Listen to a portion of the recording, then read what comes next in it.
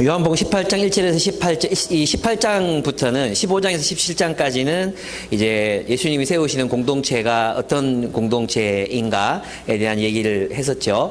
근데 18장부터 마지막 절까지는 예수님이 이제 올라가심, 예수님이 들리심, 예수님이 십자가를 향해 나아가시는 그런 장면들로 이제 채워져 있습니다. 그래서 요한복음 전체가 이제 18장 이후의 사건을 향해서 이렇게 계속 나아갑니다. 그래서 예수님께서 계속 나는 들릴 것이다. 나는 올라갈 것이다. 또 하나님께로 간다. 이런 얘기를 하셨잖아요. 그 장면이 이제 성취되고 있는, 예수님 말씀이 성취되고 있는 장면으로 이제 그려지고 있습니다. 그래서 18장은 거기에서 이제 시작하는 부분입니다. 예수님은 자신이 체포될 것을 알고 계셨습니다.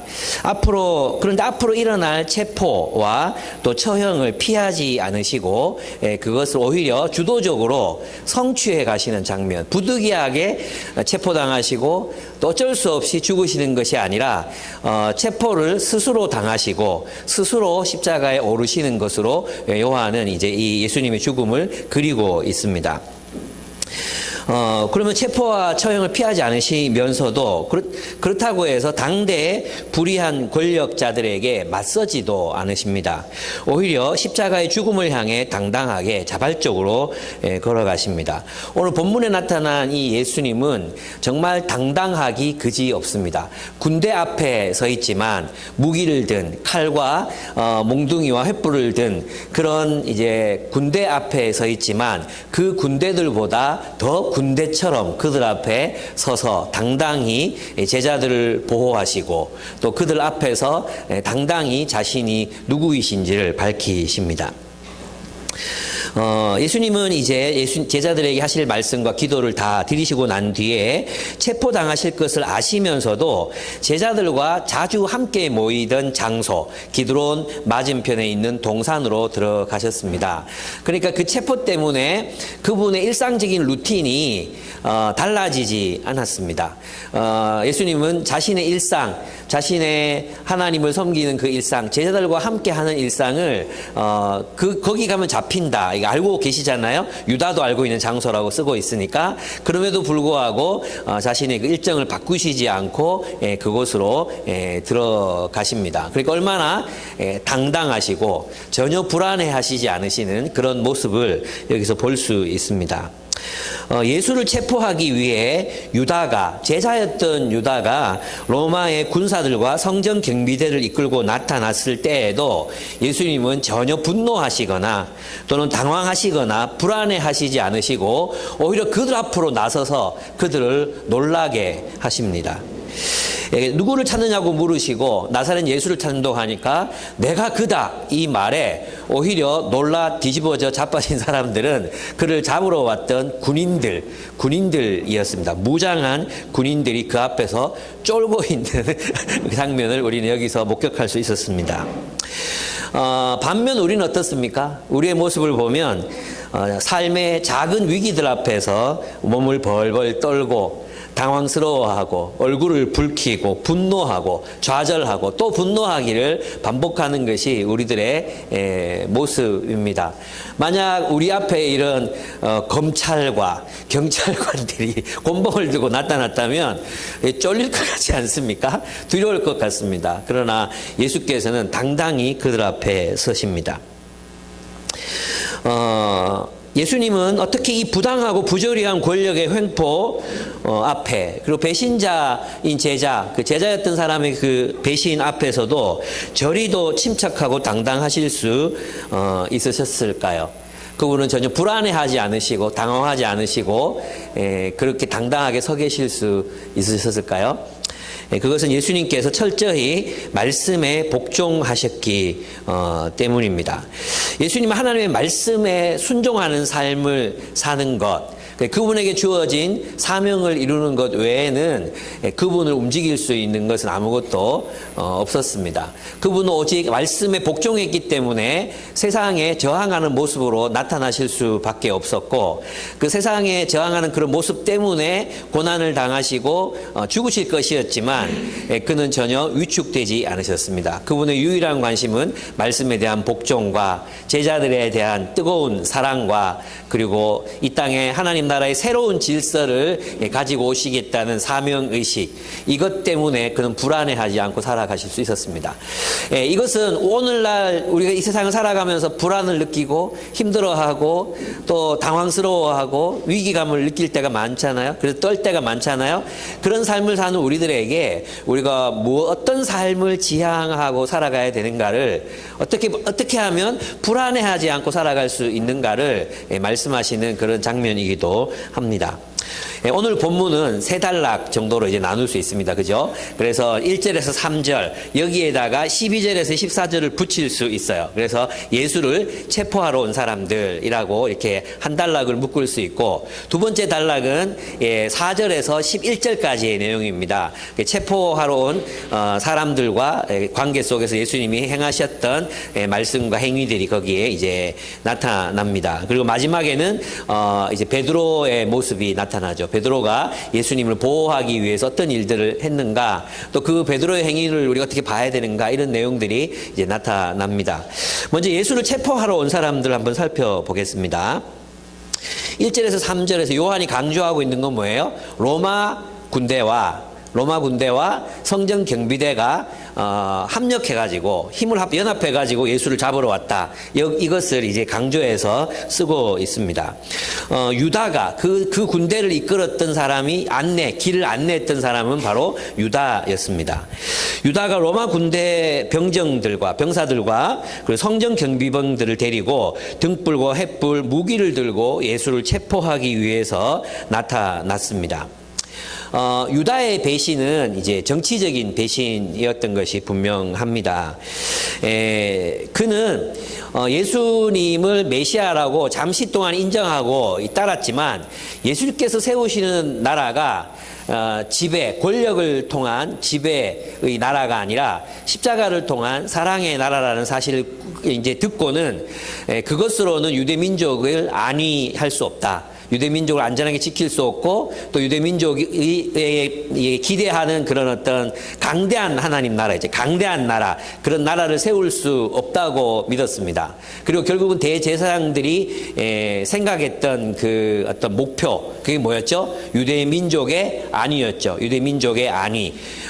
굴종하더라도, 하나님 나라가 되지 못하더라도, 로마의 지배 체제 아래 있더라도 안전을 선택했던, 유대 민족을 지키기를 원했던 유대 민족주의로 이제 유다는 다시 돌아가 버리고 맙니다. 그래서 그 예수를 떠나서 그는 당대 권력자들과 한패거리가 됩니다. 그래서 그는 어떤 면에서 보면은 이렇게 소신범이라고 할 수 있습니다. 아주 소신을 가지고 예수를 떠납니다. 예수가 세우는 하나님 나라로는 사람들을 구원할 수 없다. 예수의 정신으로는, 예수의 삶과 예수님이 하시려는 그 일로는 하나님의 나라를 이 세상에 실현할 수 없다. 오히려 유대 권력자들이 이야기하는 것이 옳다고 믿었던 것 같습니다. 그래서 그는 다시 돌아가 버립니다. 예수님의 체포는 사실 부당한 것이었습니다. 뭐 죄 지은 게 없지 않습니까? 특별히 이렇게 체포당할 그런 이유가 전혀 없었습니다. 예수님이 하신 일은 뭐 그냥 고작해야 죽은 사람 살리는 정도, 이미 죽은 사람을 살리는 정도의 기적이었습니다. 예수님은 당대의 정치 권력과 종교 권력에 의해서 부당하게 체포를 당하십니다. 요한은 바로 그 로마와 유대 권력자들이 힘을 합해서 예수를 제거하려 했다, 이 사실에 주목하고 있습니다. 아마도 이것은 이제 이렇게 됐을 거예요. 이제 유다가 성전에 가서 대제사장들한테 이야기를 하잖아요. 그러면 대제사장들이 뭘 보내요? 경비대를 보냈겠죠. 그럼 이 경비대가 예수를 잡으러 가면 이제 충돌이 일어나겠죠. 그죠? 충돌이 일어나면 그 충돌에 대한 책임을 누가 져야 돼요? 로마가 져야 되거든요. 그죠? 로마가 져야 되기 때문에 로마 군인들이 함께 따라갔던 이유는 그 충돌을 예방하고 그 체포 과정이 원활하게 이루어질 수 있도록 지키는 일, 그런 역할, 위해서 따라갔던 것 같아요. 예를 들면 이제 어떤 이제 광화문에서 데모를 하면 옆에 차벽을 가지고 이제 경찰들이 지키잖아요. 아마도 로마 군인들은 그 정도 역할을 했던 것 같아요. 왜냐하면 이제 나중에 가면 알겠지만 빌라도는 예수님이 세우시는 나라가 로마의 큰 위협이 된다고 생각하지는 않았거든요. 예, 로마 위협이 된다고 이게 느껴졌던 건 그 이후 세대였거든요. 그래서 이제 이 당시는 예수님의 그 행위는 유대인들에게는 굉장히 위협적인, 유대 민족들, 유대 권력자들이 위험했지만 로마가 예수를 위험 인물로 딱 찍어놓고 그렇게 이제 죽이겠다거나 체포하겠다거나 그런 의도를 가지지는 않았던 것 같아요. 그래서 이제 빌라도가 예수를 풀어주려고 하는 그런 장면들에서 확인되고 있습니다. 왜 그러면 이제 유대 제사장 그룹, 이 권력자들은 예수를 굳이 잡아서 죽이려고 할까요? 그 결정적인 사건은 무엇이었습니까? 왜 이 일을 진행하려고 하게 되죠? 어떤 사건 이후에? 나사로의 회생. 나사로가 다시 살아난 사건 이후에 대제사장 그룹에서 예수를 죽이려고 합의하게 됩니다. 왜냐하면 나사로의 그 회생, 이 부활이라고 말하기에는 이제 또 죽었으니까 그 회생 이후에는 예수를 추종하는 사람들이 폭발적으로 늘어났습니다. 그래서 대제사장들은 예수와 함께 나사로도 죽이려고. 왜냐하면 이 예수님을 메시아라고 믿는 사람들이 늘어난 이유가 그 핵심의 인물이 나사로였기 때문에 나사로 때문에 점점 더 많은 사람이 예수가 메시아라고 예수를 따르고 있었기 때문에 유대교를 떠나서 예수를 막 따르고 있었기 때문에 이 나사로도 죽여야 되겠다고 이제 그들이 결정하게 되는 거죠. 그러니까 이제 나사로가 다시 살아난 사건은 역사적인 사실이고 그리고 확실한 어떤 사건이었다는 것을 알 수 있는 부분이기도 하죠. 나사로 때문에 많은 유대인들이 그들을 떠나서 예수를 믿었습니다. 나사로가 살아난 다음 날 군중들은 예루살렘 성 안에서, 그러니까 어떤 광야나 이게 아니에요. 예루살렘 성, 여기에는 대제사장 가문이 살고 있고 레위인들이 살고 있고, 그죠? 서기관들, 수도의 중심이고, 어떻게 생각하면 이제 지금으로 말하면 용산, 용산, 청와대, 이 경내, 이게 경내. 그 경내에서 사람들이 몰려 들어가지고 호산나라고 오시는 구원자요, 이렇게 막 찬양을 하고, 그리고 시편에 있었던 메시아 구절을 정확하게 들이대면서 예수를 향해서 메시아라고 부르고 있습니다. 여기 본문에 보면 주님의 이름으로 오신 이여, 12장 13절에 나오는데요. 주님의 이름으로 오신 이에게 복이 있기를, 이스라엘 왕에게 복이 있기를, 이렇게 노래를 해요. 그러니까 이제 나사로가 다시 살아난 사건 이후에 수많은 유대인들이 예수님을 예수님 오시는 메시아라고 인정하면서 본물처럼 막 거리로 쏟아져 나와서 예수를 찬미하고 있었던 거죠. 이 사건 직후에 바리새인들이 저가 행하는 표징이 많으니 이거 어떻게 해야 되겠냐, 이런 이제 논의들을 하게 됩니다. 그때 이제 이 가야바, 그 당대 대제사장 가야바가 뭐라고 말하느냐 하면, 한 사람이 죽어서 유대 민족을 구원하는 것이 옳다라고 이제 선언하게 돼요. 그러니까 예수님의 존재는 그 유대 권력자들에게는 굉장히 위협적인 존재였어요. 그가 정말 메시아가 되면 어떻게 되겠어요? 그들은 자신들의 모든 권력을 내려놓고, 기득권을 다 내려놓고 재편돼야 되잖아요. 그러니까 예수님이 하신 일이 뭐예요? 성전 정화 사건, 성전 심판하셨잖아요. 성전 심판하시고 안식일에 막 병자들 고치시고 그들의 어떤 기존 질서를 막 흔드셨잖아요. 이런 분이 이제 왕이 되면 어떻게 되겠어요? 그동안 성전을 통해서 돈 벌어먹던 제사장들과 권력자들과, 그죠? 그리고 권력을 가지고 막 이렇게 호령했던 그런 사람들을 예수님께서 분명히 예수님에 대한 오해죠.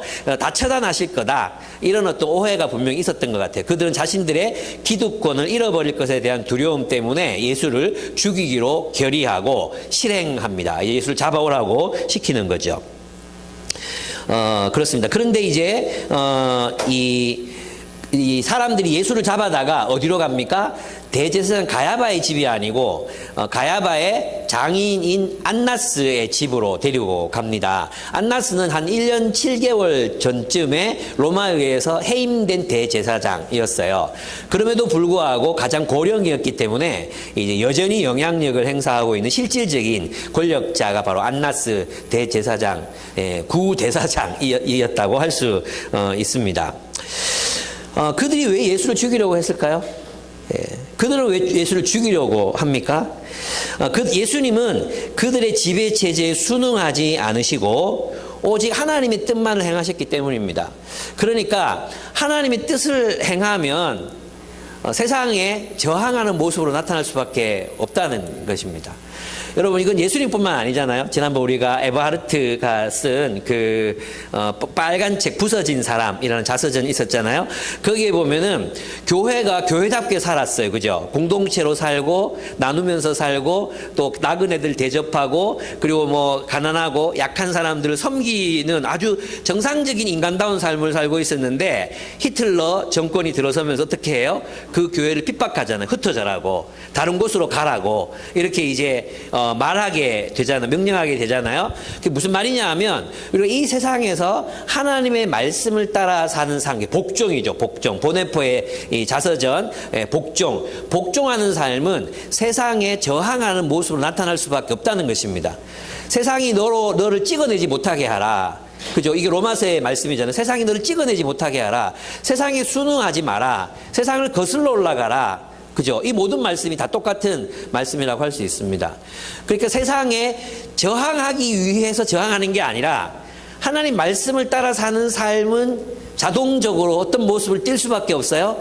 기성체제에 대한 저항의 모습을 가질 수밖에 없다는 거예요. 그건 아닌데 이렇게 할 수밖에 없는 모습으로 나타날 수밖에 없다는 것입니다. 그것이 보네포의 삶이기도 했습니다. 보네포도 마찬가지로 이제 그분의 자서전 제목이 저항과 복종이거든요. 하나님 말씀대로 살면 히틀러에게 복종할 수가 없는 거예요. 히틀러를 메시아라고 부르라고 강요하는 그 강요에 복종할 수가 없었던 거죠. 저항할 수밖에 없었고, 그래서 히틀러의 보네포의 삶을 요약하자면 바로 저항, 세상에 대한 히틀러에 대한 저항과 하나님에 대한 복종이라고 이제 그로 규정할 수 있는 것입니다. 그것은 보네포만이 아닙니다. 예수님도 그러셨고 예수를 따르는 우리들의 삶도 바로 저항과 복종의 모습으로 우리들의 삶이 보여져야 한다는 거죠.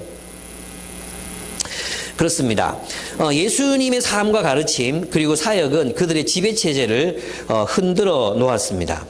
예수님은 부패한 성전의 심판을 선포하셨고 하나님을 사랑한다고 말하면서도 하나님이 원하시는 삶, 즉 인자와 또 자비를 베푸는 사람을 향한 긍휼이 있는 삶은 저버렸던 사람들이 바로 유대 지도자들이었습니다. 그래서 그들은 안식일에 눈을 뜬 사람을 향해 정죄했습니다. 안식일에 사람을 살렸다고 정죄하는 메말라버린 가슴을 가진 그런 사람들을 향해, 그 지배자들을 향해 예수님은 안식일에 그들을 고치심으로 그들을 비판하셨던 것입니다. 안식일에 병든 자들을 치유하셔서 저항하셨습니다. 그러니까 이 예수가 권력을 가지게 되면 어떻게 되겠습니까? 모두 심판을 피하지 못하게 될 것이 자명하잖아요. 그래서 그들은 긴장하는 것입니다. 근데 여기서 우리가 이제 이들이 긴장하는 건 이해가 돼요. 그죠? 이들이 긴장하는 건 이해가 돼. 근데 여러분은 어떻습니까? 우리 의문을 갖게 되지 않습니까? 왜 예수님께서는 자신이 체포당하실 것을 아시면서도 도망치지 않으셨을까요? 예. 이거 하나 의문이죠. 그럼 체포당할 거 알면 달아나야 되는데 도망치지 않습니다. 두 번째는, 죽은 사람을 살리는 능력을 가졌어요. 그러니까 죽은 사람을 살리는 능력을 가졌으면 산 사람 죽이는 건 쉽겠죠. 예? 죽은 사람 살리는 게 쉬워요? 산 사람 죽이는 게 쉬워요? 뭐 잘 모르겠어요. 산 사람 죽이는 게 쉬워요. 죽은 사람 살리는 사람 아무도 없어요. 죽은 사람 살리는 건 불가능해요. 근데 그런 능력을 가졌어요. 무리를 걸으셨어요. 무리를 걸으셨는데 그 폭풍우가 이는 밤에 높은 파도를 잠잠케 하셨어요. 그런 분이라면 바람을 일으켜 사람들을 날려버릴 수 있는 분이죠. 예. 자연의 지배, 아시잖아요. 그런 왜 SF 영화 보면은 그죠? 물을 얼리고 바람을 불게 하고 해서 그런 능력들이 있잖아요. 예수님 그런 능력이 있으셨어요. 물로 포도주를 만드시는 분이셨습니다. 그분이 못하실 일은 없었어요. 그렇다면 만약 우리가 상식적인 사람들이라면 사람들을 규합해서, 아니 사람들 모을 필요도 없어. 그냥 헤롯궁에다가 그냥 천둥, 번개, 벼락, 그 다음에 무슨 떠도는 행성 이런 거 하나 들이박아가지고 그냥 멸망시키고, 그죠? 자신의 나라를 세우면 돼요. 자신의 왕국을 세우시면 되잖아요. 근데 예수님께서는 그 길을 한사코 거부하십니다. 다시 말하면 지배하기를 거부하십니다. 오병이어 사건 때도 똑같았어요. 오병이어. 물고기 2마리 떡 5개를 먹고 사람들이 어떻게 됐습니까? 예수를 왕으로 세우겠다고 막 나서가지고 그들을 왕으로 세우려고 했었잖아요. 예수님 그들을 피해 달아나십니다. 그분은 지배하기를 포기하셨습니다. 예. 왜냐하면 하나님 나라는 그런 지배를 통해서 오는 것이 아니기 때문이에요. 하나님 나라 어떻게 옵니까? 십자가를 지는 삶을 통해 오거든요. 어제 이제 우리 부부 학교를 이제 했어요. 옛날에 이 부부 학교는 결혼하기 전에 하는 거였는데 시간이 없어가지고 다 결혼하고 나서 부부 학교 첫 번째 강의를 들었는데, 머리됨에 대해서 제가 그런 얘기를 나눴거든요. 남편은 아내의 머리다 이런 얘기를 하잖아요. 근데 성경에서 말한 남편의 그 머리됨은 지배할 수 있는 권리를 말하는 게 아니에요. 지배할 수 있는 권리는 가부장적인 원리에서 나오는 거잖아요. 성경에서 머리됨은 뭐냐 하면 가장 낮은 곳에 처하는 것을 말하는 거예요. 너희가 높은 자가 되기를 원하느냐? 그러면 섬기는 자가 되어야 하리라. 너희는 이 세상 어린아이들처럼 되지 아니하면 하나님 나라에 들어갈 수 없다. 크고자 하는 자는 낮아져야 한다. 그죠? 낮아지면 높여주겠다는 뜻이 아니라 하나님 나라의 원리에서는 가장 높은 자는 가장 낮은 자리에서 섬기는 사람이 가장 높은 사람이라는 뜻이에요. 그래서 있잖아요. 에베소서에 보면은 너 남편의 머리됨을 얘기하면서 남편이 지배하라는 말이 하나도 없어요. 다 뭔 말인지 아십니까? 보양해라. 보살펴라. 그럼 그리스도가 너희를 위해 죽으신 것처럼 너희도 죽어라. 그리고 잘 가르쳐라. 이런 내용들이 나와요. 그러니까 남편들은 가정에서 어떤 존재예요? 가장 낮은 존재죠. 캐나다에는 그런 어떤 그 얘기들이 있대요. 집에서 가장 높은 사람은 자녀들이고, 그 다음에 여성이고, 그 다음이 개고, 그 다음이 남자야. 이건 굉장히 성경적인 거라고 할 수 있습니다. 남자들은 결혼하면 남자들은 종이 되려고 결혼하는 게 종이 되려고, 나는 종이다 생각하고 섬기는 거죠. 예. 그런 그 완전히 다른 원리이잖아요. 예수님께서 세우시셨던 하나님 나라는 그런 나라입니다. 그래서 제가 늘 얘기하지만 보좌는 저 높은 곳에 있는, 하나님 나라의 보좌는 저 높은 곳에 있는 것이 아니라 가장 낮은 곳, 십자가 가장 낮은 곳에 있습니다. 그렇습니다. 그래서 예수님께서는 스스로 십자가의 처형을 향해 나아가시는 이유, 그 이유는 뭐냐 하면 우리를 노예의 삶으로부터 해방하시고 진정한 번영과 풍요를 주시기 위함입니다. 자유와 번영을 주시기 위해서 십자가에서 죽으셨습니다. 그러니까 십자가의 도는 우리를 진정으로 자유케 하고 진정으로 번영케 하는 삶의 길이 십자가의 길입니다. 예수님이 십자가에 죽으심은 그 새로운 질서, 그 새로운 질서의 왕이 되시는 예수님, 그 왕을 따라서 살아가는 사람들에서 세워지는 새로운 질서, 그 새로운 질서, 새로운 나라를 창조하시기 위해서 예수님은 십자가에 달려 죽으신 것입니다. 이걸 보면 이제 우리가 구약을 보면 알 수 있어요. 이제 그러면 이때 대제사장들, 이 가문들이, 이 제사장 가문들이 무엇을 하려고 한 건가? 왜 그들은 로마의 지배를 더 존속시키려 하는가? 그죠? 메시아가 진짜 나타났으면 그들이 오랫동안 가르쳐 왔잖아요. 메시아가 오시면 이런 일이 일어난다. 막 가르쳐 오고 메시아 예언도 알고 이랬던 사람인데, 진짜 메시아가 나타났을 때 그들은 그 메시아가 메시아인 줄 알면서도 거부해 버립니다. 그리고 뭘 선택합니까? 로마의 노예가 되는 게 더 낫다. 메시아의 백성이 되는 것보다 로마의 노예로 사는 게 더 안전하다, 더 풍요롭다. 이걸 결정한 거예요. 그게 대제사장들의 선택이었어요. 근데 이것은 이 선택은 반복돼요. 이스라엘 백성들, 히브리인들이 어디에서 노예로 살고 있었습니까? 이집트에서 노예로 살고 있었잖아요. 그 노예로 살고 있는 그들을 하나님이 해방하십니다. 해방하셔서 자유민이 되게 하세요. 그죠? 광야로 불러내어 자유민이 되게 하시죠.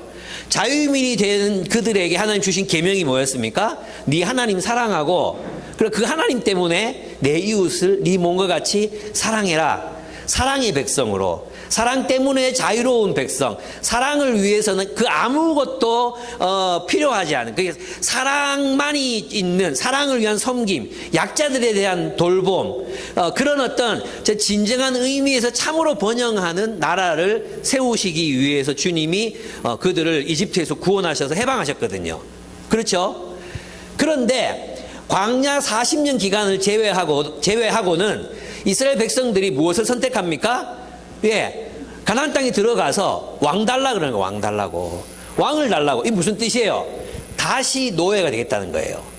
그 결단이 뭐냐면 있잖아요, 하나님이 통치하시는 세계, 하나님이 통치하시는 공동체는 오직 주님의 계명을 따라 서로 사랑하고 돌보고, 특별히 사회적 약자들을 아주 깊이 돌보는 그런 새로운 질서, 자유로운 공동체였는데, 그들이 이방 나라들이 사는 거 보니까 강대하거든, 힘이 있거든, 군사력이 있거든, 부자들 어마어마하게 부자로 살거든. 그런 노예가 되기를 자청한 결단이 사무엘에게 우리에게 왕을 주소서 하는 결단이에요. 근데 하나님이 사무엘 통해서 말씀하시잖아. 너희들 그러면 그 왕이 너희 자녀들을 잡아다가 군대로 삼을 거고, 너희를 사로잡아다가 노예로 만들 거고, 세금 붙일 거고, 너희는 자유민이 아니라 노예로 살 것이다. 왕을 주소서, 우리에게 왕을 주소서. 그들은 세상 나라들과 똑같은 노예가 되기를 결단하게 됩니다. 예수님도 마찬가지예요. 이 당시 예수님이 그들에게 하셨던 건 뭐예요? 진정한 자유민이 되라, 하나님의 백성이 되라, 하나님의 나라가 되라, 사랑으로 사는 민족이 되라. 이 메시아의 나라를 세우려고 하셨는데, 그 메시아의 나라로 사는 게 더 위험해 보이는 거예요. 그 메시아 예수를 왕으로 섬기는 삶이 오히려 더 불안해 보이는 거지. 무슨 뜻인지 아시겠죠? 예수를 왕으로 인정하게 되면 자신들이 그동안 누려왔던 안정감, 자신들이 그동안 누려왔던 편안함, 특권, 권리, 이런 것들을 다 내놔야 되는 거예요. 흔들리는 거죠. 예수는 우리를 흔들어요. 우리를 흔든다니까요. 그래서 예수 때문에 흔들려야 돼요. 근데 우리는 오늘날의 종교는, 오늘날의 기독교는 사람을 전혀 흔들어 놓지 못합니다. 요즘 또 뭐 더글로리 난리잖아요. 더글로리 난리인데, 거기 보면 교회가 사라에게 아무런 영향을 미치지 못해. 목사 딸인 사라에게 아무런 영향을 미치지 못해요. 마약이나 처먹고 그러고 살잖아요. 그게 어쩌면 오늘날의 종교의 한계를 보여주는 거죠. 어떤 분이 그렇게 썼더라고요. 한 명은 불교 신자고, 한 명은 기독교 신자고, 또 한 명은 이제 무속 신자잖아요. 이 종교인들은 극악무도하게 살고, 무신론자인 이 누구지, 이름 뭐죠? 고소영 아닌데, 이 이름 뭐더라? 얘는 하여튼 송혜교. 얘는 아주 정의롭게 산단 말이에요. 예, 이게 참 이제 슬픈 현실이죠. 여러분, 오늘날의 기독교, 저는 이제 이것의 단초가 80년대 기독교에 있었다고 생각해요. 이게 뭐냐면, 내가 대학교 2학년 때였거든요. 근데 서울에 있는 사랑의 교회를 갔어요. 학생들하고, 그때 사랑의 교회가 IBF 제자훈련 프로그램 가져와가지고 손규 목사님하고 교회를 굉장히 건강하게 세우고 있다고 생각해서 갔거든요. 가서 주일 예배를 드리게 됐어요. 주일 예배를 드리게 됐는데, 그때 담임 목사님이 나오셔서 그런 설교를 하셨어요. 그때 어떤 때였냐 하면, 그때 누가 이제 죽고, 데모하다가 잡혀가지고 고문당해서 죽고, 박정철 열사 이제 고문당해서 죽는 사건이 있었고, 또 곳곳에서 막 이제 전국적인 데모가 있었던 그런 때였어요. 그래서 전국 도로가 다 그냥 화염병으로 가득 차고, 또 최루가스로 가득 찼던, 여러분들 아마 조금 아실지 모르겠지만, 지금 3부에 그때 얘기하면 무슨 뜻인지 하나도 모를 거예요. 그래서 대학 캠퍼스 안에 늘 매캐한 최루탄이 늘 강의실에 이제 있었잖아요. 어떤 경우에는 데모 안 하고 공부한다고 최루탄을 강의실에다가 학생들이 뿌려가지고 공부 못하게 하고 이랬던 시절이었어요.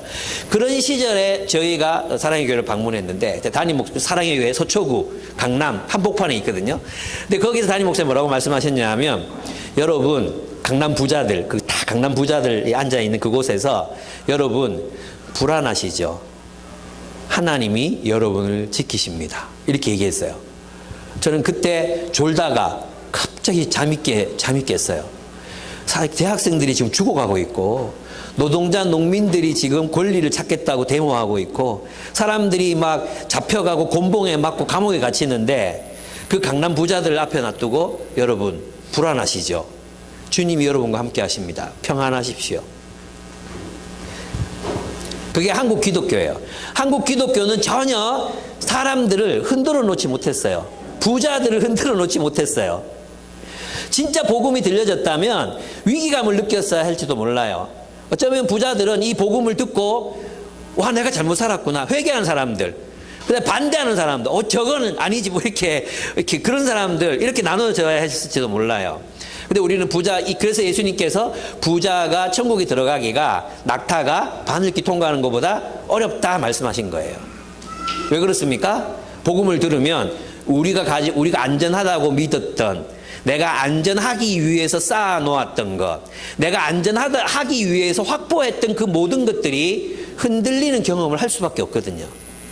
여러분, 복음을 부자들이, 이 당시는 그렇고 지금도 그렇지, 복음을 부자들이 들었어. 그러면 가포 눈물, 가난한 자, 눌린 자, 눈먼 자 해방시켜라. 그리고 너희들 부자들 향하여 높은 데 마음을 두지 말고 낮은 자들과 함께하게 해라. 너희 가진 것을 나누어라. 이런 이야기가 매주 설교된다면 우린 전부 가난하니까 이 설교에 대해서 별로 불편함이 없잖아요.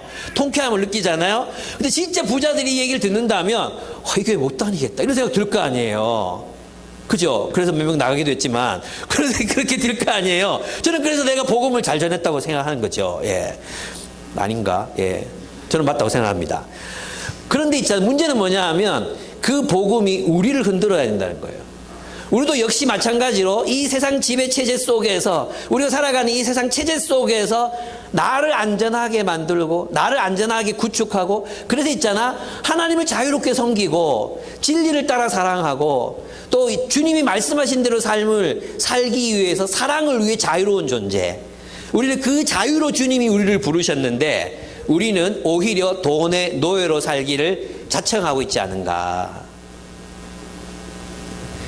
돈의 노예, 먹고 사는 문제의 노예가 되기를 자청하고 스스로 우리의 신앙의 자유, 그 자유를 고난이 없음에도 불구하고, 예수 믿는다고 잡아가는 사람이 없음에도 불구하고 스스로 내전진 채 자본주의의 노예가 되고 있지는 않는가. 자본주의 체제를 받아들이고 그 체제 속에서 그 체제를 부정하고 이걸 타도해야 된다 이런 얘기를 하는 게 아니에요. 그 체제가 마치 정상인 것처럼 아무런 저항, 아무런 거슬러 올라감 없이 안전하게 우리 신앙생활을 하고 있다고 믿고 있는 것은 아닌가 돌아봐야 된다는 거예요. 여러분, 복음은 여러분을 계속 흔들고 있습니까? 예수의 삶이 우리를 흔들고 있습니까? 내가 이렇게 살면 안 되지. 내가 이렇게 살면 안 되지.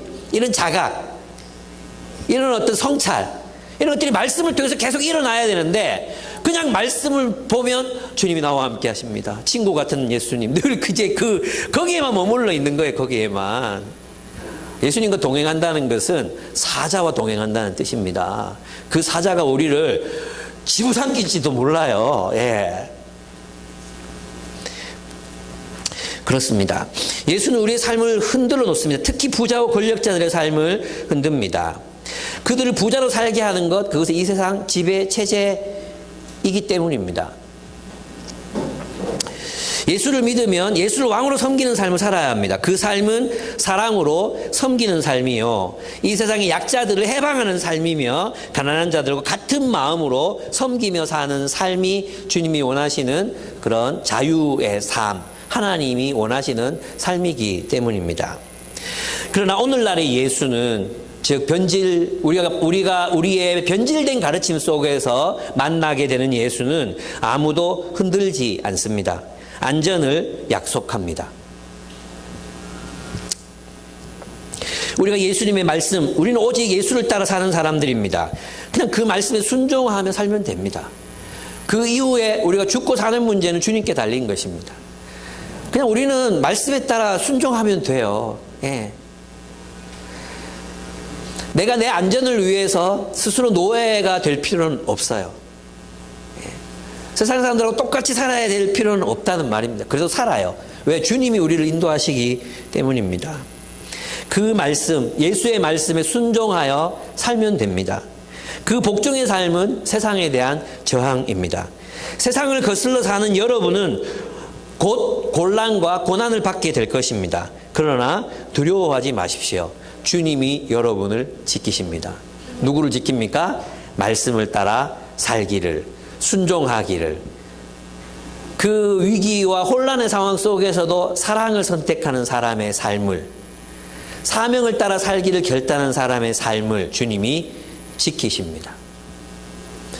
그러나 유대 지도자들은 자신들을 안전하게 지켜준다고 믿었던 그 지배체제, 그것이 흔들리는 것을 원치 않았습니다. 그래서 차라리 로마의 노예로 살겠다고 결단하고 메시아 예수를 죽이려고 하는 것입니다. 두 번째 단락으로 가보겠습니다. 4절에서 11절입니다. 불법적인 체포에 대해서 한 예수님의 대응이 어떠했는가 하는 것입니다. 이 성전 경비대 사람들은 누구였습니까? 예수님을 잘 아는 사람들이었잖아요. 예루살렘을 지켰으니까 예루살렘에서 예수님이 행하신 모든 일들을 눈으로 보았던 사람이에요. 소문으로 들었던 사람들이에요. 근데 이 밤중에 이 경비대가 소집이 됐어. 야, 무기 챙겨라. 횃불 가져와라. 등불 들고 와라. 가자. 가는데 사람들이 이제 막 물어볼 거 아니에요. 어디 가는데? 누구 잡으러 가는데? 예수를 잡으러는데 그 예수가 그 예수 맞나? 그 죽은 사람 살렸다는 예수? 무리를 걸었다는 오병이어 예수? 왜? 야, 우리 가다가 그 사람이 하늘에서 불이라도 내리게 하면 어떡하는데? 되게 쫄리는 마음으로 그들이 가고 있었던 게 분명해요. 그죠? 되게 쫄면서 이제 예수님을 잡으러 갔던 거죠. 살기등등하지 못했어요. 그들은 자신감이 없었습니다. 왜냐하면 예수님이 무슨 일을 하셨는지, 어떤 존재인지를 그들이 소문은 더 과장되게 돼 있잖아요. 소문은 더 과장되게 돼 있거든요. 그러니까 뭐 덜덜덜 떨면서 아마 갔을 거예요. 근데 보통 보면 사람을 잡으러 가면 어떤 형태가 나타납니까? 우리가 이제 뭐 예를 들어 그 어떤 정치 지도자를 잡으러 간다. 그럼 이 정치 지도자나 왕이나 장군은 저 뒤에 빠져 있고 앞에 이제 종들이나 섬기는 사람들이 앞에 나가서 막잖아요. 그죠? 그런데 이제 이 사람들이 예수를 잡으러 왔는데 예수께서 그 앞에 헤쳐나가가지고 앞에 나서는 거예요. 여러분, 이때는 한밤중에서 한밤중인데 여러분 시골 가다가 가로등 없는 곳에서 헤드라이트 꺼본 적 있습니까? 아무것도 안 보이잖아. 깜깜하잖아. 아무것도 안 보이거든요. 근데 이들이 횃불, 등불 이렇게 들고 가지만 등불이 뭐 비춰봤자 얼마나 비추겠어요. 겨우 사람 얼굴 앞에 갖다 대야 이 사람이 누군지 알아볼 정도, 그 정도거든요. 횃불이 막 밝은 게 아니에요. 그런데 이 횃불 들고 이렇게 막 가는데 설마 예수가 앞에 나서 이게 상상도 못하고 있었던 거지. 근데 예수님 앞에 딱 나서서 가지고 아직도 예수님 얼굴이나 이런 게 희끄무레한 그 칠흑 같은 어둠 속에 등불을 들고 있는 그런 모습들을 생각해 보시면 돼요. 그렇게 밝지 않은 누군지 앞에 맞은편에 있는 사람들과 무리가 어렴풋하게 이렇게 형체로 보이지 그들이 한 사람 한 사람이 누군지 정확하게 나타나지 않은 그런 상태인 거예요. 근데 예수님이 확 나타나셔. 누구를 찾느냐? 누구를 찾으십니까? 이렇게 물으니까 나사렛 예수요 했는데 내가 그다. 내가 그요. 이게 이제 헬라어로 에고의 의미거든요. 내니라. 내다. 이렇게 하니까 사람들이 놀라갖고 뒤비져가지고 와, 이거는 정말 상상도 못한 일이 벌어진 것뿐만 아니라 예수에게서 보이는 신성과 위험 앞에 압도당한 거예요. 나가 떨어진 거죠. 그래서 거기서 엎드러지고 엎어지고 이렇게 두려운 그런 분위기가, 그런 광경이 이제 연출됩니다. 예수님은 무장한 군대 앞에서 더 강한 군대, 아무것도 들고 계시지 않으셨지만 더 강한 군대처럼 그들 앞에 당당하게 서 계십니다. 그럼 어떻게 이런 위기, 부조리, 부당함, 폭력 이런 것들 앞에서 그분은 이렇게 당당하게 서 계실 수 있었을까요? 저는 그것이 이제 예수님이 마음에 품으셨던 세 가지 결단 때문이라고 생각해요. 첫째는 뭐냐 하면 예수님은 순종하셨습니다. 예수님께 중요한 것은 하나님 말씀에 그저 순종하는 거였어요. 순종하는 것. 예.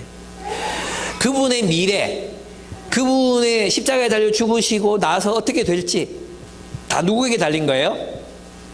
예수님께 달린 거예요. 하나님께 달린 거예요. 하나님께. 그래서 우리가 해야 될 일은 하나님의 뜻이라고 생각하는 것들에 대해서 그냥 순종하는 거예요. 계산 없이 그냥 순종하는 거예요. 우리 그게 담대함이죠. 담대함.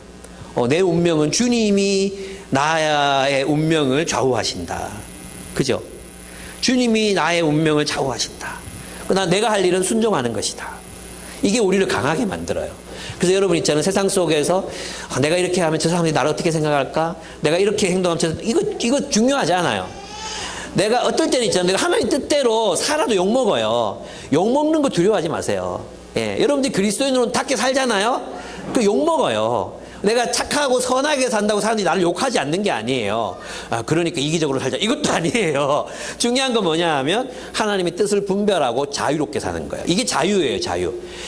우리가 속한 어떤 집단, 그 집단의 가치관, 집단의 분위기, 집단의 압력, 이런 것들에 좌우되지 않고 오직 주님의 말씀에 순종하는 길을 선택하는 것입니다. 이게 우리 그리스도인의 자유예요, 자유. 놈들이 뭐라 하든지 나는 하나님의 뜻을 행하는 거예요. 예. 그 결과는 죽든지 살든지 쫓겨나든지 남든지 욕을 먹든지 칭찬을 받든지 그 모든 것은 하나님께 맡기고 주님이 하실 일이란 말이에요. 아시겠습니까? 그래서 여러분 담대하십시오. 여러분의 운명은 여러분에게 달린 게 아니에요. 여러분들이 하나님 나라를 사는 게 아니라 하나님께서 여러분을 지키시는 거예요. 주 예수께서 여러분을 보호하시는 거예요. 베드로는 자기가 예수를 지키겠다고 나서잖아요. 아니에요. 예수가 베드로를 지키는 거예요. 베드로가 예수를 지킬 수 있는 게 아니에요. 예. 예수가 베드로를 지키는 거예요. 예수가 우리를 지키시는 거예요. 예수가. 그러니까 우리가 해야 될 일은 뭐죠? 그냥 하나님의 뜻이면 행하는 거죠. 자유롭게. 잘리든지 욕을 먹든지 칭찬을 받든지 높아지든지 그건 주님의 손에 달린 것입니다. 두 번째, 예수님 어떻게 이게 당당하실 수 있었나? 사랑하셨기 때문이에요. 제자들을 사랑하셨거든요. 여러분, 사랑 앞에서는 담대해지는 게 인간의 마음이에요. 여러분, 부모님, 자녀를 가지신 부모님들이 있으시잖아요. 우리 보통 이제 지진이 일어나거나 전쟁이 일어나거나 할 때 보면 자기는 죽어가면서도 자녀를 살리잖아요. 그죠? 꼭 끌어안고 그 자녀가 숨 쉴 수 있는 공간을 만들어 놓고 죽고. 그죠? 그게 사랑이잖아요. 그게 사랑이거든요. 여러분, 우리가 사랑할 대상이 있으면 목숨을 걸게 됩니다. 예수님은 제자들을 위해서 죽으십니다. 여기 이 제자들이 있잖아요. 예수님의 제자들은 예수님의 친구였어요. 여러분, 우리는 예수님의 이 사랑을 배울 필요가 있습니다. 도스토옙스키가 이제 그런 얘기를 했는데 뭐냐 하면 사람들이 있잖아요. 인류를 위해서 인류를 사랑해요. 이 공허한 거예요. 나는 우리 인류를 사랑합니다. 저 아프리카에 굶주리는 사람을 사랑합니다. 저 누구를 사랑합니다. 이거는 있잖아요. 공허한 것입니다. 예수님은 뭐라고 말씀하셨어요? 내 이웃을 사랑하라 그랬어요. 내 이웃. 또 더 좁혀서 예수님은 또 뭐라고 말씀하셨습니까? 여기서 더 뭐라고 말씀하십니까? 내 형제를 사랑하라고 말씀해요. 내가 너희를 사랑한 것처럼 너희가 서로 사랑하라 그랬어요. 여러분 있잖아요. 여러분이 낯선 사람을 위해서 뭘 줄 수도 있고요. 낯선 사람, 모르는 이름 모를 그 누군가를 위해서 여러분들이 선언을 베풀 수 있습니다. 그러나 주님께서 원하시는 건 뭐냐면 여러분 옆자리에 앉은 그 사람, 여러분의 소그룹 공동체 그 사람, 여러분이 회사에서 만나는 그 사람, 땀 냄새 나는 그 사람, 이기적인 인간의 냄새를 풍기는 그 사람, 자기 아내와 남편, 자녀, 그들을 사랑하라고 말씀하시는 것입니다. 우리는 순교를 할 수도 있어요. 예수를 위해서. 그것도 사랑이 없으면 아무것도 아니라 그랬잖아요. 사랑이 없으면 아무것도 아니다. 그게 뭐겠습니까? 내가 바로 옆에 있는 이 사람, 내가 사랑하라고 맡기신 이 사람들을 사랑하지 않는다면 나는 아무도 사랑하지 않는 것이고, 아무도 사랑하지 않는 사람은 예수의 제자가 될 수 없어요. 사랑을 한다는 건 기질적인 다름을 넘어서고 문화를 넘어서고 그 사람을 이해해야 되고 시간을 내야 되고 에너지를 쏟아야 되고, 그죠? 알아가려는 노력을 해야 되고 그 사람에서 보이는 그 어떤 싫은 모습들, 아주 쉽게는 입냄새부터 그 사람이 쓰는 농담, 또 그 사람의 어떤 라이프 스타일, 잘 안 씻는 습관 이 모든 것들을 넘어서 그 사람을 사랑해야 한다는 뜻이에요. 예수님은 그런 방식으로 제자들을 사랑하셨어요. 그래서 저는 예수님이 제자들 앞에 나서서 뭐라고 말씀하십니까? 나를 잡아가고 이들은 그냥 가게 하라 말씀하시잖아요. 이 사랑이 확장되어서 주님이 우리를 사랑하시는 거예요. 우리 모르는 우리를 사랑하는 게 아니에요. 예. 주님은 여러분을 친구로 여기십니다. 여러분 이름도 아시고 여러분을 아십니다. 여러분을 아십니다. 여러분을 아시고 사랑하시는 분이십니다. 그냥 뭉뚱거려서 내가 죄인들을 위하여 죽으리라 이게 아닙니다. 여러분 한 사람 한 사람을 친구로 여기시고, 지금도 그분께서 우리가 위기 앞에 섰을 때 그들을 내가 지켜야 하리라, 내가 죽어도 이들을 지키리라, 내가 체포당함으로 이들을 지키리라 하시는 분이 우리 주 예수 우리의 친구 대신 예수님이십니다. 예수님은 그 사랑 때문에 담대하실 수 있었어요. 지킬 것이 있으셨거든요. 예수님 지킬 것이 있으셨어요. 사랑하는 사람들. 우리도 서로를 그렇게 사랑해야 한다는 뜻이에요. 그 사랑이 우리에게 있을 때 우리는 담대할 수 있습니다. 세 번째, 예수님은 사명을 아심으로 자유하셨습니다. 예수님은 다가오는 고난을 피하려 하지 않으십니다. 하나님이 주시는 잔을 마시겠노라고 선언하십니다. 베드로가 말고의 귀를 베잖아요. 그죠? 이 말고는 대제사장의 종이라고 되어 있는데, 이때 말하는 종은 그냥 이런 가방 들고 다니고 이런 종이 아니라 비서실장 같은 거. 굉장히 고위직에 있는 사람이 종이에요, 종. 말고의 종. 그런데 이제 베드로 칼이 있었어요. 그죠? 호신용 칼일 수도 있지만, 이 당시 남자들 호신용 칼을 갖고 다녔으니까, 그다음에 어부잖아요, 어부. 그리고 유월절이 있었잖아요. 그래서 생선 배 따는 데도 쓰고, 그리고 이제 양 잡는 데도 쓰고, 각 뜨는 데도 쓰고 이랬던 칼이었던 것 같아요. 그 칼을 갖고 있었는데, 이 베드로가 칼을 휘둘렀어요. 이 말고의 귀를, 오른쪽 귀를 베었다고 돼 있잖아요. 그럼 베드로가 펜싱 선수처럼 이렇게 말고의 오른쪽 귀를 딱 전자가지고 빡 이렇게 잘랐냐? 아니에요. 예. 그렇게 할 수 있는 만큼의 검술 실력이 베드로에게는 없었어요. 어부였는데 군인이 아니었잖아요. 그럼 어떻게 오른쪽 귀가 잘려 나갔을까? 그냥 이렇게 휘두른 거죠. 이렇게 확 휘두른 거야. 피했어. 이렇게 피하다가 이렇게 잘려 나간 거죠. 그러니까 베드로는 뭘 하려는 마음이 있었어요? 예수를 지키고 싶었어요. 예수를 지키고 싶어. 정말 베드로는 예수를 사랑했어요. 내가 죽어도 좋다. 이 군사들 이제 많게는 600명. 근데 그 600명이라고 보기에는 좀 인원이 너무 많잖아요. 그래서 그래도 이제 이 소요 사태를 진정시키려면 어느 정도 숫자가 있어야 됐기 때문에 아마 뽑아서 갔겠죠.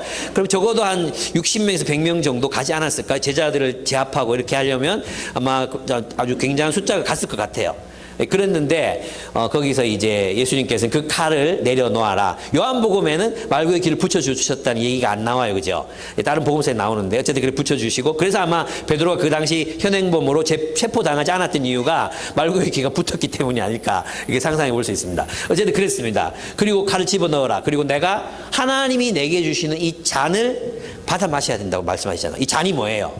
이 잔이 포도주 잔이잖아요. 이 잔은 뭐냐 하면, 이 잔은 예수님이 죽으심을 의미하는 거잖아요. 이 잔을 예수님이 직접 설명하셨죠. 내가 새 언약을 위하여 흘리는 나의 피라고 말씀하셨단 말이에요.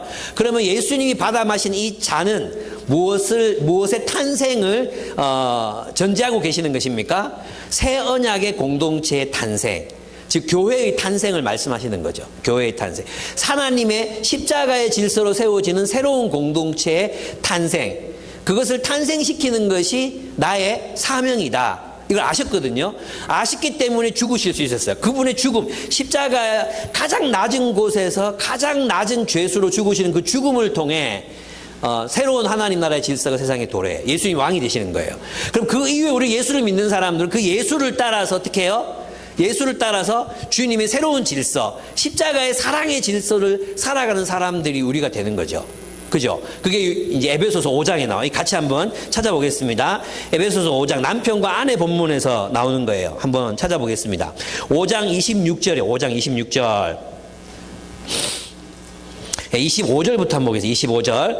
이게 남편과 아내 얘기 같지만 교회 이야기거든요. 25절 보겠습니다. 그러니까 이제 바울이요, 바울. 요한에서 이제 바울로 넘어간 거예요, 바울. 바울은 어떻게 생각했느냐? 25절 제가 읽어볼게요. 남편 된 이 여러분, 아내 사랑하는 그리스도께서 교회를 사랑하셔서 교회를 위하여 자신을 내주신 같이 하십시오. 그랬죠. 그러면 그리스도의 내어주심, 그리스도의 십자가에 달리심은 무엇을 위한 거예요? 교회를 위한 거다. 그 예수님이 죽으실 때는 교회가 아직 탄생하지 않은 시기잖아. 그죠? 그러면 예수님이 죽으심, 내어주심, 생명을 주심은 교회를 위함이다. 그 어떤 교회가 세워지기를 원하셨는가가 이제 26절부터 나옵니다. 그리스도께서 그렇게 하신 것은 교회를 물로 씻고 말씀으로 깨끗하게 하셔서 거룩하게 하시려는 것이며, 티나 주름이나 또 그와 같은 것들이 없이 아름다운 모습으로 교회를 자기 앞에 내세우려는 것이며, 교회를 거룩하고 흠이 없게 하시려는 것입니다. 아멘. 그러면 예수님이 받으시는 이 잔, 그 죽음은 무엇을 탄생케 합니까? 하나님의 말씀을 따라 사는 하나님 나라의 새로운 질서의 공동체가 쟤를 나는 세워야 한다. 내가 왕이 됨으로 이 땅에 새로운 나라가 세워질 것이다. 그래서 예수님께서는 이 땅에서 헤롯 궁을 공격하시지 않는 거예요. 제자들 데리고 가서 헤롯 궁을 점령하고 왕이 되시기 않으시는 것입니다. 왜냐하면 하나님 나라는 그런 지배를 통해서 세워지는 나라가 아니기 때문이에요. 여러분, 이것을 이제 정말 잘 설명한 사람이 도스토옙스키예요. 도스토옙스키가 까라마조프네 형제들이라는 책에서, 그 책에 보면 그 책 속에 작은 이야기들이 나오거든요. 그 가장 유명한 이야기가 대신문간이에요. 대신문간. 두 번째로 유명한 이야기가 양파 한 뿌리 이야기가 있어요. 양파 한 뿌리 얘기도 여러분들하고 또 나중에 얘기를 좀 나누고 싶어요. 되게 재밌는 얘기가, 하나님 은총에 관한 얘기거든요. 근데 이제 대신문간이 이 인류 문학사에서 빛나는 금자탑 같은 그런 책이 그 까라마조프 시내의 책들, 그 책 안에 그 책 내용 중에 작은 소설 같은 분량이에요. 그 한 분량이거든요. 여러분도 이제 이북으로 사셔가지고 그 분량만 읽으셔도 괜찮아요. 그것만 읽어도 정말 가치 있는 독서가 될 수 있습니다. 도스토옙스키가 이제 이 부분에서 이렇게 씁니다. 그 이야기가 이때는 이제 중세 말기입니다. 이때 무신론자 까라마조프 형제 중에서 한 명이 무신론자거든요. 무신론자 이름이 갑자기 생각이 안 나는데, 그 무신론자의 입을 빌어서 이 이야기를 들려주는 거예요. 무신론이 보는 예수를 말하는 거죠. 그래서 한번 보겠습니다. 보면 예수가 다시 오셨습니다. 그러니까 중세 말기에 예수가 스페인의 한 도시로 다시 오셨어요. 다시 오셔서 예수님이 1세기 때 하셨던 일을 반복하는 거예요. 죽은 사람을 살리고, 그리고 병든 자를 고치고, 예수님 지나가는데 막 그 옷자락만 만져도 사람이 낫는 거예요. 눈먼 사람이 눈을 뜨는 거예요. 그리고 정말 이제 한 어린 아름다운 아이가 죽었는데 무덤에 묻으러 가고 있습니다. 무덤에 묻으러 가고 있는데 예수께서 오셔서 그 어린 아이를 살립니다. 그래서 사람들이 다 그가 누구인지, 그 청년이 푹푹 찌는 더위에 걸어오신 그 청년이 누구인지 밝히지 않았는데 사람들 누군지 알아봤어요? 보겠어요? 예수라는 걸 알아봅니다. 예수를 알아보고 예수님을 찬양하려고 합니다. 그때 누가 나타나느냐 하면 90세가 다 된 대신문관, 그 이제 소설 속의 표현을 빌리면 깡마른 채로 눈빛만 형형한, 눈빛만 퀭하고 들어가서 빛나는 대신문관이 나타납니다. 사람들은 그에게 다시 머리를 조아립니다. 예수님께 머리를 조아리다가 그 대신문관에게 머리를 조아립니다. 놀랍게도 이 대신문관은 그 청년을 잡아다가 지하 감옥에 가두어 버립니다. 지하 감옥에 가둔 날은 이 대신문관이 이단이라고 판명된 100명의 사람들을 화형시킨 그 다음 날이었습니다. 그리고 그를 잡아놓고 뭐라고 말하냐면, 나는 당신이 예수라는 걸 안다 이거예요. 대신문관의 말이 뭐냐 하면, 나는 네가 예수라는 걸 안다. 나는 네가 예수이기 때문에 너를 감옥에 쳐넣었다는 거예요. 왜? 네가 예수라면 우리의 지금 네가 예수인데 지금 네가 다시 와서 우리가 1500년 동안 쌓아놓은 체제, 사람들에게 빵을 주고 기적을 베풀고, 그래서 우리의 이 안정된 체제를 만들었는데 사람들은 아무 불만이 없어, 우리의 체제 속에서. 근데 네가 다시 와서 이 사람들을 자유롭게 만들려고 하느냐, 이 사람들에게 자유를 주려고 하느냐. 야, 웃기지 마라. 자유를 갈망하는 인간 몇 없어. 너는 그 소수의 인간들을 구원하기 위해서 다수의 인류를 버리겠다는 말이냐. 사람들이 필요로 하는 것은 자유가 아니라 빵이야. 사람들이 필요로 하는 것은 기적이야. 믿고 따를 수 있는 기적을 베푸는 권력자야. 그리고 사람들은 통일된 권력을 원해. 자신을 이끌어줄 권력을 원해. 그러니까 너는 실패한 거야. 너는 세상에 나타나지 마. 이렇게 얘기를 해요. 그러면서 무슨 얘기를, 그 이야기 중심에 뭐가 들어가 있냐 하면 예수의 시험 있죠. 빵. 너는 그때 돌로 빵을 만들었어야 했어. 돌로 빵을 만들고 빵을 민중들에게 나눠줬다면 그 빵 때문에라도 사람들은 너를 따랐을 거야. 왜 너는 그들에게 자유를 준답시고 그 돌을 빵으로 만들지 않았느냐고 질책해요. 그리고 두 번째 시험이 뭡니까? 성전 꼭대기에 올려놓고 뛰어내려라. 그러면 하나님의 천사들이 너의 발을 지키실 것이다. 보호하실 것이다. 기적을 보여라. 기적을 통해서 사람들의 마음을 사로잡아라. 그랬으면 얼마나 많은 사람들을 네가 메시아의 백성으로 확보할 수 있었겠느냐. 기적. 사람들이 원하는 건 자유가 아니라 기적이야. 실제로 그래서 있잖아요. 오병이어의 기적이 일어나고 난 뒤에 사람들은 예수를 잡아다가 왕으로 세우려고 했죠. 근데 예수님은 한사코 그들의 시도에 대해서 거절하십니다. 달아나십니다. 그들을 피해서 달아나십니다. 예수님은 뭘 거부하십니까? 빵으로 왕이 되시는 것을 거부하십니다. 예수님은 기적으로 그 종교 권력을 가지는 것을 거절하십니다. 이 두 개의 결과로 있잖아요. 온 세상의 영광을 마귀가 보여줍니다. 그리고 네가 내게 절하면 이 만국의 권세를 내가 너에게 주겠다. 네가 왕이 되라. 네가 왕이 되면, 왕이 돼서 정의와 공의를 실현하면 세상 사람도 너를 따를 거다. 너는, 세상 사람들은 그런 시저 같은 제왕을 원해. 너처럼 자유를 주는, 섬기는 왕, 이런 비천한 왕, 이런 왕 따위 원하지 않는다. 너는 실패했다. 그리고 다시 와서 그 지긋지긋한 그 일들을 다시 하겠다. 우리가 1500년 동안 사람들은 안전하게 이 지배체제, 중세의 그 지배체제 속에서 안전하게 살고 있는데, 평온하게 문제없이 살고 있는데, 왜 이들을 흔들어 놓으려고 하느냐? 왜 그들을 자유케 하려고 하느냐? 막 혼자 떠들어요. 혼자 다 떠들어요. 예수님이 일어나십니다. 예수님 마지막 장면에서 일어나세요. 오시는 애는 아시지? 뭐 하고 나갑니까? 흥! 이러고 나간다든지 뭐 이렇게 하지 않습니다. 그에게 입맞춥니다. 그가 느낄 수 있는 사랑, 그리고 대신문과는 그를 풀어줍니다. 그러나 그의 이념, 그의 이데올로기는 변하지 않습니다. 여기서 도stoyevsky가 보여주고자 했던 게 뭔지 아십니까? 예수님께서는 우리를 진정으로 자유로운 존재란 오직 하나님께만 복종하는 존재, 오직 사랑으로 살기를 결단하는 존재, 하나님이 부여하신 목적을 따라 사는 존재들만이 자유로울 수 있습니다. 근데 현대인들은 어떻습니까? 그 자유를 먹고 사는 문제. 그래서 먹고 살기 위해서 자유를 포기하고 자본주의에 절하고, 그 종교 권력이 틀렸다는 걸 알면서도 굴복하고 복종하는 그런 삶을 산다는 거죠. 여러분 있잖아요. 이 이야기는 한국교회가 새겨들어야 합니다. 여러분, 예수님은 돌로 빵 만들기를 포기하셨잖아요. 오늘날의 기독교는 예수 잘 믿으면 빵을 준다고 약속합니다. 빵을 약속해요.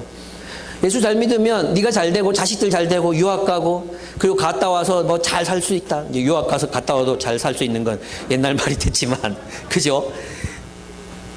사람들이 빵을 약속합니다. 예수 잘 믿어라.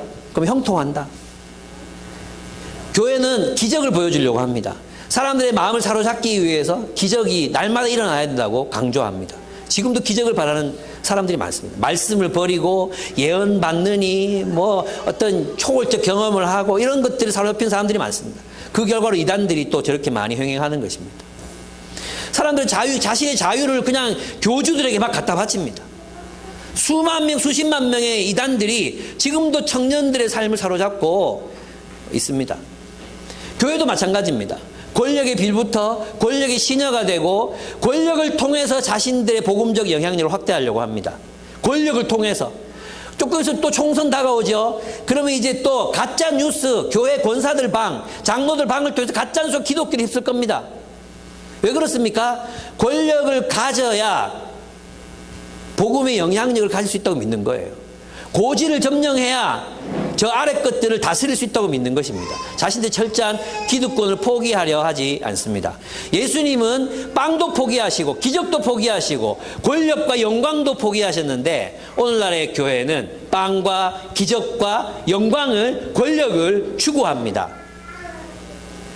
그것이 바로 대신문관이 했던 일이고, 그것이 역사 속에서 대제사장, 1세기 살아갔던 대제사장들이 하고자 했던 일이었습니다. 메시아 필요 없다는 것입니다. 메시아 필요 없고, 지금 우리 잘 먹고 잘 살고 있어. 그냥 이 불의한 이 지배체제, 그 속에서 그냥 신앙, 하나님이 말씀하셨던 진정한 자유인으로서의 삶, 그런 피조물된 우리 인간다운 삶, 그 삶을 포기하도록, 사랑도 포기하고 사명도 포기하고 예배도 포기하고 기독교인다운 삶도 포기하고, 그래서 세상 사람들과 똑같이 살아가는, 거기서 그게 더 안전하다고 믿는 그 삶을 하나님이 지켜주실 거라고, 그 안전한 삶, 그 높은 데 거하는 삶, 그 많은 뭐 주택들을 사모으는 삶, 그 삶을 하나님이 지켜주실 거라고 거짓말을 하는 것입니다. 그것이 바로 배교입니다. 그것이 예수를 죽이는 행위라는 것입니다. 우리는 어떻습니까? 그렇습니다. 진정한 자유는 하나님의 말씀에 대한 복종을 통해 누리게 되는 것입니다. 그렇게 주님의 말씀에 복종하는 자는 이 세상에 저항하는 모습으로 살 수밖에 없습니다. 15절 18절입니다. 예수님의 체포에 대해서 베드로가 반응하는 모습이 나옵니다. 베드로는 정말 예수를 사랑했어요. 그가 예수를 지킬 수 있다고 생각했습니다. 끝까지 지킬 거라고 생각했어요. 근데 있잖아요. 누가 누구를 지킵니까? 예, 예수가 베드로를 지키는 거예요. 예. 베드로가 예수님을 지킬 수 있는 게 아니에요. 저도 이 본문 보면서 회개했어요. 하나님, 한국 교회가 망하고 있습니다. 세계 교회들이 참 망하고 있습니다. 어떻게 해야 됩니까? 하나님, 내라도 뭐 해야 되지 않겠습니까? 내가 지킬 수 있다고 생각했던 것 같아요. 그게 아니라 예수님이 지키는 거구나. 예수님 나라니까 내가 이렇게 안달복달할 필요가 없구나. 내가 이렇게 분노할 필요가 없구나. 내게 맡기신 사람들 내가 사랑하고 섬기고 말씀을 제대로 가르치고 최선을 다해서 살자. 그게 내 자유구나. 주님이 나를 지키신다. 내가 주님을 지키는 게 아니구나. 내가 하나님 나라를 가지고 오는 게 아니라 예수님이 하나님 나라를 가지고 오시는데, 이런 생각이 들어서 제가 회개했어요. 하나님, 저는 아무것도 아닙니다. 주님이 주님의 일을 이루어 주십시오. 주님의 뜻이 이루어 주십시오. 우리 눈으로 보면 예수는 몰락하고 있는 것 같아요. 예수님은 지금 십자가를 향해서 나아가지만 세상 사람들 눈으로 보면 그는 몰락하고 있는 것 같습니다. 망하고 있는 것 같습니다. 그는 망하시는 것이 아니라 승리하고 계시는 중이었습니다. 승리하시는 중이었습니다. 우리의 눈으로 보면 이제 한국 교회가 망하는 것 같고 그럴 수 있습니다. 그러나 망하는 것이 아니라 주님께서 하나님의 나라를 회복하고 계시다고 저는 믿습니다. 아멘. 여러분, 우리의 삶도 그렇습니다. 하나님 말씀을 따라 살았는데 망하는 것처럼 보입니다. 하나님 말씀을 따라 교회를 개척했던 많은 40대 목사들 얘기했죠. 대리운전하다가 대리운전 뒤에 탄 목사님 만나가지고, 왜 목사가 술 먹었나? 이랬는데 알고 보니까 자기도 대리운전 뛰면서 교회를 개척하고 있는, 끌어안고 울었다는 얘기 지난주에 제가 드렸잖아요. 그렇게 고생하면 사람들이 교회를 세우고 있습니다. 그들의 성공과 실패, 중요한 게 아닙니다. 그들이 주님의 뜻을 따라 살았으면 되는 겁니다. 주님의 뜻을 살았어. 주님의 뜻에 순종했어. 그래서 하다가 망했어. 그냥 망하는 거죠. 근데 그게 무의미하냐? 아니에요. 주님의 뜻이 그를 통해 이루어지고 있다는 것을 믿어야 한다는 뜻입니다. 예수님이 십자가에 달려 죽으실 때 망하고 죽는 것처럼 보이지만 하나님의 뜻은 그를 통해 실현되고 있었던 것입니다. 마찬가지예요. 우리가 성공해야 하나님의 뜻이 이루어지고 실패하면 하나님의 뜻이 이루어지지 않고, 내가 성공하는 것이 하나님의 뜻이고, 그게 아니에요. 내가 원하는 목표를 이루고 무엇이 되고, 이거 하나도 중요한 게 아니에요. 중요한 건 내가 주님의 뜻에 순명했는가, 주님의 부르심에 순명했는가. 그 나머지는 주님이 하실 것입니다. 내가 이렇게 일하다가 어떻게 될지 모릅니다. 그죠? 나는 주님의 뜻에 순명해서 살았다면 나의 성공과 모든 실패들도 주님의 이야기 속에 승리의 이야기로 기록될 거라는 것이죠. 베드로는 자기가 예수를 지킨다고 생각해서 끝까지 따라가지만 베드로는 끝까지 하나님의 나라를 오해하고 있습니다.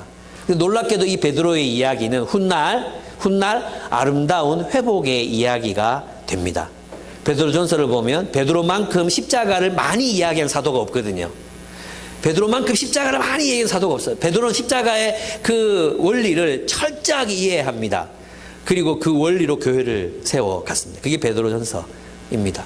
그래서 저는 베드로를, 천국 가면 예수님 다음으로 베드로를 만나고 싶어요. 아마 여러분 중에도 바울 만나고 싶은 사람 별로 없지. 바울 보고 싶은 사람 있어요. 바울, 지휘자에 바울 만나고 싶대요.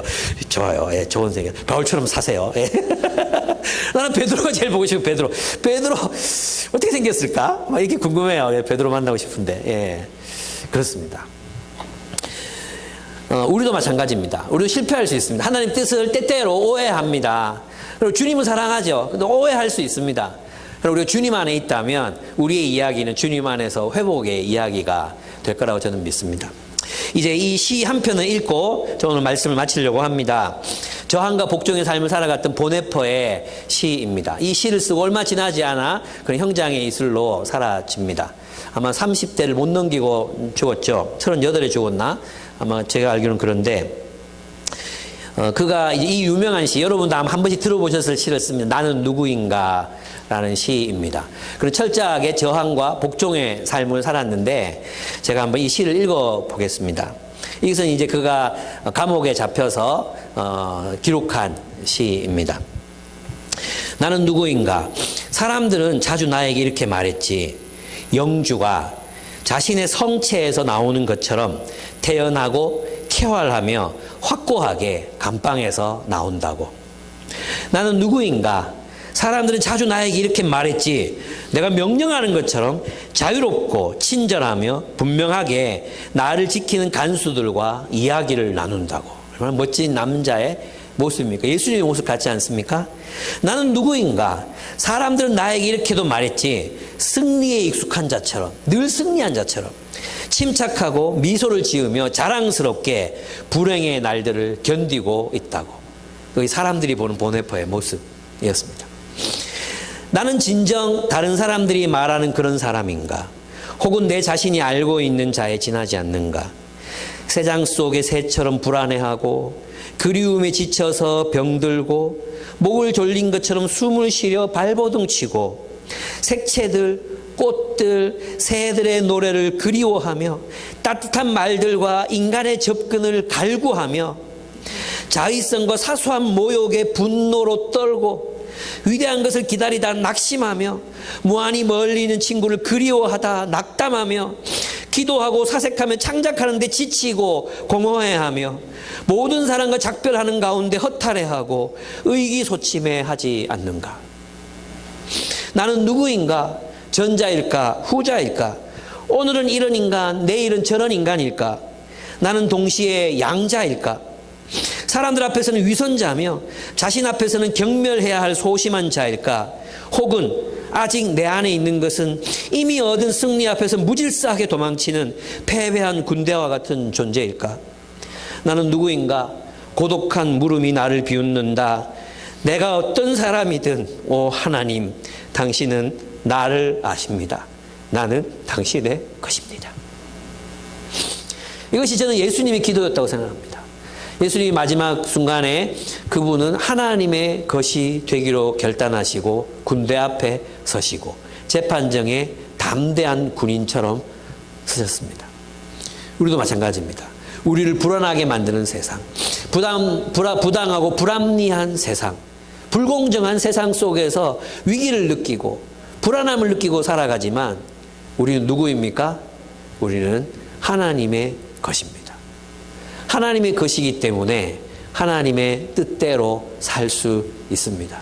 때로는 넘어지고 때로는 쓰러지고 때로는 주님의 뜻을 오해하기도 하고 그래서 어설프게 검을 빼들기도 하지만 우리는 주님의 것입니다.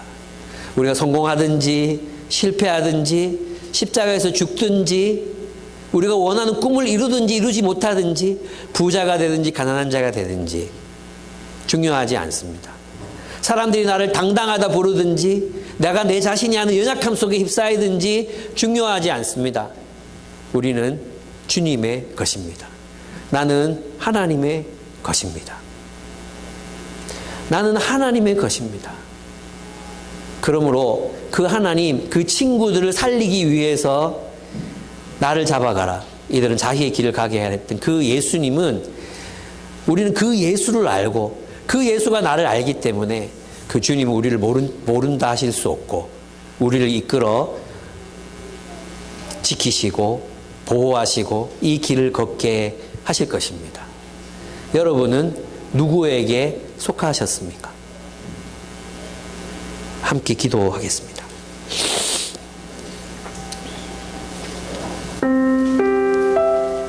오늘 말씀을 들으시면서 여러분 마음에 느껴지셨던 것들을 가지고 기도했으면 좋겠습니다. 가룟유다처럼 우리는 주님을 떠나 살고 있지는 않은지 차라리 하나님이 주시는 자유, 진리의 자유, 사랑의 자유 그 자유를 포기하지 한 채 먹고 사는 문제, 돈의 노예가 되는 그런 인생을 살려고 애쓰고 있지는 않은지, 난 누구의 것인지, 어디에 속했는지 돌아보면서 하나님, 주님 앞에 나도 당당하게 이 세상의 위험 앞에서 당당하게 살기를 원합니다. 때때로 내 마음은 그 안에서 두려워하고 떨고 그리워하며 갈망할지 모르지만 나는 주님은 나를 아시오니 내가 주님 안에 주님의 소유된 자로 살기를 원합니다. 오직 주의 말씀이 나를 자유케 하심을 믿고 그 말씀을 따라 살겠습니다. 그 말씀에 복종함으로 세상에 저항하는 삶을 살겠습니다. 이 세상의 사랑의 질서를 창조하는 삶을 살겠습니다. 두려움 없이 살겠습니다. 죽든지 살든지 성공하든지 실패하든지 그렇게 살겠습니다. 우리 주님 앞에 고백하면서 나아가는 시간 되었으면 좋겠습니다. 함께 기도하시겠습니다.